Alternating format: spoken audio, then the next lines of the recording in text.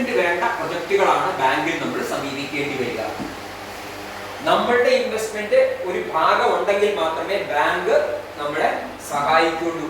എന്ന് പറഞ്ഞാൽ സാധാരണഗതി 5% മുതൽ ഒരു എങ്കിലും ഇല്ലാതെ സാധാരണ ഒരു പ്രൊജക്റ്റും ബാങ്ക് അംഗീകരിക്കുകയില്ല. 5% നമ്മളുടെ കോൺട്രിബ്യൂഷൻ, അതിന് മാർജിൻ എന്നാ പറയുക. അപ്പൊ നമ്മളുടെ മാർജിൻ 5% ഉണ്ടെങ്കിൽ മാത്രമേ ബാങ്കുകൾ നമ്മളുടെ പ്രൊജക്റ്റുകൾ എന്റർടൈൻ ചെയ്യുള്ളൂ. 5% മതിയോ എന്ന് പലർക്കും സംശയം ഉണ്ടാവാം. 5000 രൂപ നമ്മുടെ കയ്യിലുണ്ടെങ്കിൽ ബിസിനസ് തുടങ്ങാം എന്ന് പലയിടത്തും നിങ്ങൾ പരസ്യം കണ്ടിട്ടുണ്ടാവും.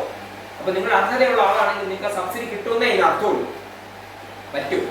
സാധാരണഗതിയിൽ ഒരു 40% എങ്കിലും ഇല്ലാതെ ഒരു സ്ട്രോങ് ആയിട്ടുള്ള ഒരു ബിസിനസ് നമുക്ക് തുടങ്ങാൻ സാധിക്കില്ലെന്നുള്ളതാണ് ബാങ്കിന്റെ ഭാഗത്തു നിന്നുള്ള കാഴ്ചപ്പാട്. ബിസിനസിന്റെ ഉടമസ്ഥന് കയ്യിൽ പൈസ പോകുന്ന ഒരു ചിന്ത വരണം എന്നുണ്ടെങ്കിൽ അത്രയെങ്കിലും ഉണ്ടെങ്കിൽ അയാൾക്ക് അതിനകത്ത് ഉത്തരവാദിത്വം എടുക്കുള്ളൂ എന്ന് ബാങ്കുകാരുടെ കാഴ്ചപ്പാട് ഞാൻ പറയുക.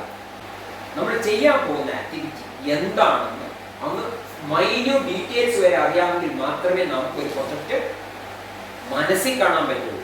അത് എഴുതി ഉണ്ടാക്കി അതിന്റെ പൂർണ്ണതയെ ബാങ്കിൽ കൊടുക്കുമ്പോഴേ ബാങ്ക് അത് പ്രൊജക്ട് റിപ്പോർട്ടാക്കി സ്വീകരിക്കുകയുള്ളൂ. ഷെയറിന്റെ ഘടനയനുസരിച്ചാണ് കമ്പനികളുടെ വ്യത്യാസം വരിക.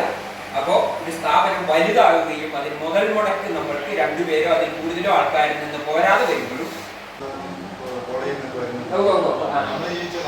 അല്ല